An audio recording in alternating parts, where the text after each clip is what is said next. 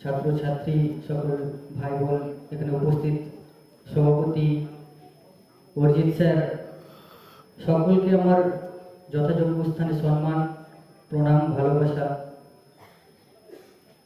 সর্বপ্রথমেই কৃতজ্ঞতা জানাই এই সুরভারতী সঙ্গীত কলা কেন্দ্র, যেই প্রতিষ্ঠান আমাদেরকে এই জায়গায় এসে দাঁড় করিয়েছে।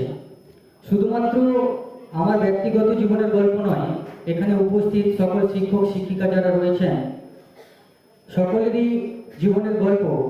কেউ একদিনে তো বড় হতে পারে না। যে অডিও ভিজুয়াল আমরা দেখলাম, এটা প্রত্যেকটাই শিক্ষক শিক্ষিকার জীবনে একদিন না একদিন ঘটেছে, এইভাবেই আমরা বড় হয়েছি।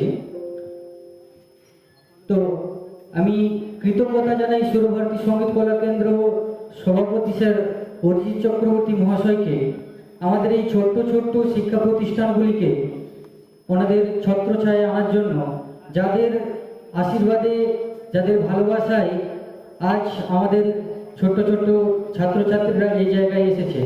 আমি নিজে আঁকার জগতের মানুষ, কিন্তু আঁকার জগতের মানুষের ছাড়াও এখানে যারা রয়েছেন, কেউ নাচের শিক্ষক শিক্ষিকা, কেউ গানের শিক্ষক শিক্ষিকা, কেউ আবৃত্তি শেখান, তো সকলেই যারা রয়েছেন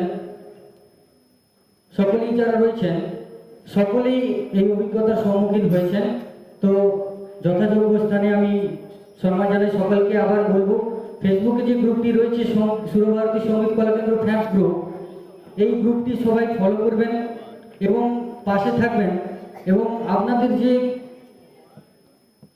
ছাত্রছাত্রীরা যেসব কাজকর্ম করে থাকে, নাচ গান আবৃত্তি যেসব করে থাকেন, অবশ্যই তাতে পোস্ট করবেন, যাতে আমরাও সেগুলো দেখতে পারি, সবাই যাতে অনুপ্রাণিত হয়। আমি দীর্ঘায়িত করব না, আমার বক্তব্য কেউ এখানে শুনতে আসেনি, তাই যথাযোগ্য স্থানে আবারও সবাইকে সম্মান জানাই আমি আমার ক্ষুদ্র বক্তব্য শেষ করছি।